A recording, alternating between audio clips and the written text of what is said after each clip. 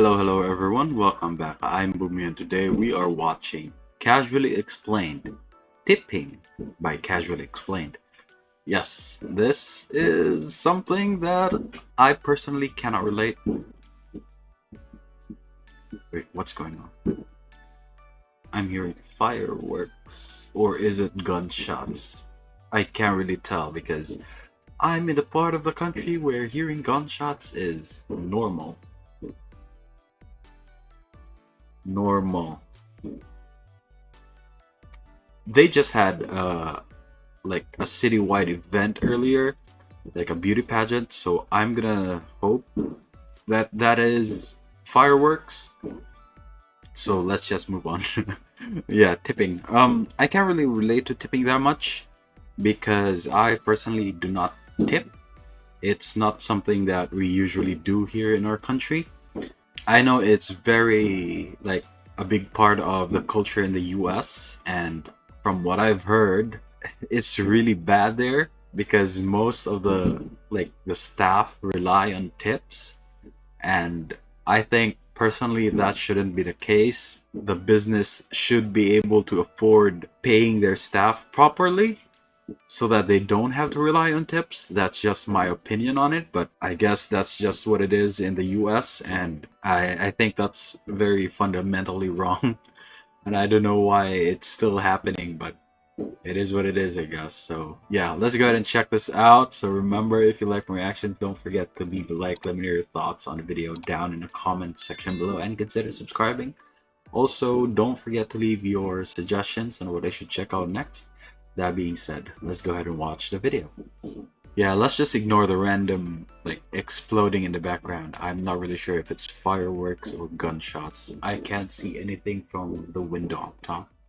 Tipping is the practice of customers voluntarily leaving additional payment at a restaurant or for a service as a way of appreciating someone doing a great job. If a waiter or waitress is particularly attentive, thoughtful, and has genuinely made your experience more memorable, it can be nice to give them a few extra bucks for their effort, and for solid but not outstanding service, it's both nice and convenient to at least round up the bill. At least that's how it works in Australia, New Zealand, the UK, France, the rest of Europe, Japan, India, Asia in general, Latin America, Africa if you had extra money, and pretty much every country in the world. There's one notable exception, North the America. United States of America, and one less notable exception, Canada. Because here in North America, not only do we tip on just about everything, in a restaurant it's standard to Where tip is he from? North America, not only America, and one less notable exception, Canada. Because here in North America, not only do we tip on just about everything, in a restaurant it's standard to tip 15 to 20% unless the food literally kills you. No. 15 to 20% of the bill? So if you're paying like $1,000 for a big meal, it's not just you, it's yeah, I still can't. I'm sorry. I'm getting distracted by the explosions outside. I still can't determine if it's fireworks or not. But yeah, that's a lot. If you're paying for like $1,000, you're gonna have to pay $200. Let's say 200 to round it off, right? That's so much extra. And most likely they're probably gonna think that you're a cheapskate or something derogatory if you don't tip, right? You, in which case you would put 14% in your will to make a statement. And a big reason for our tipping culture is because of how much wait staff are paid, which is often below minimum wage. The idea being that when you combine tips with their pay, it will be above minimum wage. That's just and if it's wrong. not by the end of the month, then the restaurant will make up the difference.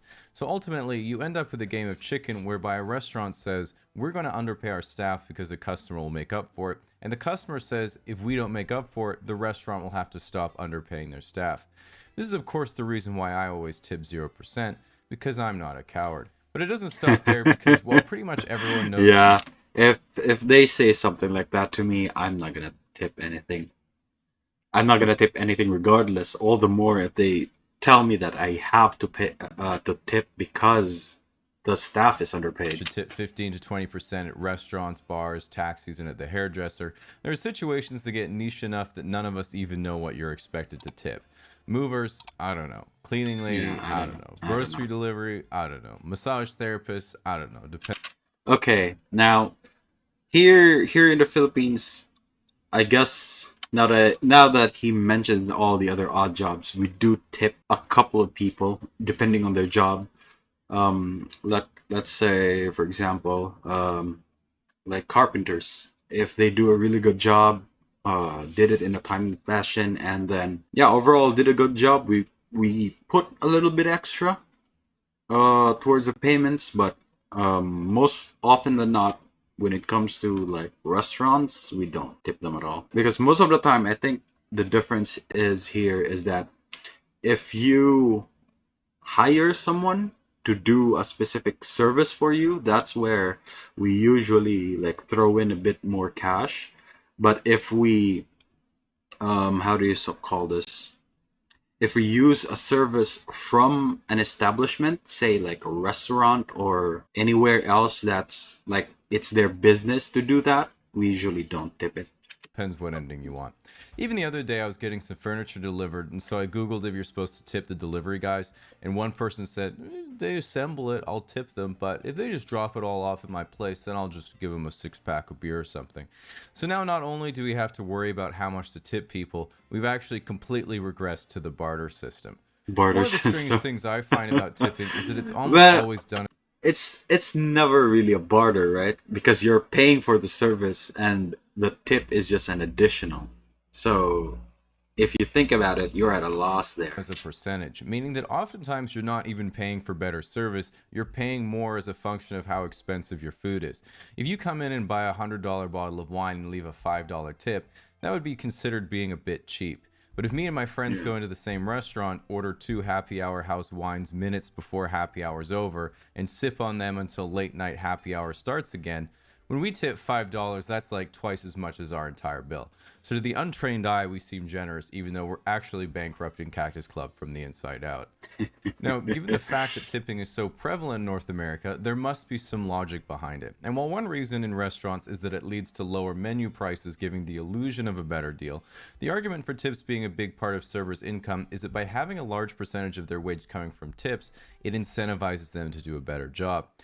Yeah, it still boggles my mind that the prices in America don't include tax because I've always I mean, I grew up with VAT already added to the prices, so I don't have to worry about like calculating for tax afterwards. So whenever like I see a like a very affordable thing in the US, now I have to calculate how much tax I have to pay for it because tax is not included. This is, of course, why it was such a shocker when George Washington went with the Constitution and not the iron backbone of the restaurant model. What frustrates me even more is that in Canada, if we pay by card, we're immediately prompted to tip either 15, 20, or 25% by Okay, so he lives in Canada, and that's a mandatory tip. You don't get any options for that. the machine.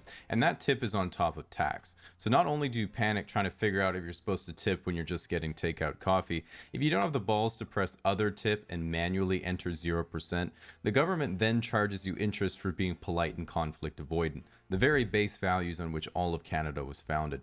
Using this tipping logic as part of my own personal I don't know protest, if that when I was do a my joke or if taxes it's each real. year, I like to overestimate by 15% and then say keep the change. Just kidding, obviously. I don't declare my income tax.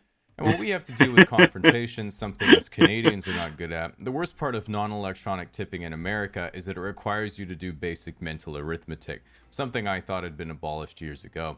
And while you might think that you're good at simple multiplication and division, the moment you have the spotlight on you, you'll realize that you might as well be doing matrix algebra, because not Yeah. only do you have NA education, it's also been 3 months NA since your last Amazon education. delivery and you've forgotten how to hold a pen. Oh, come Now, the on. ultimate question is, what do we do about the whole tipping situation in North America?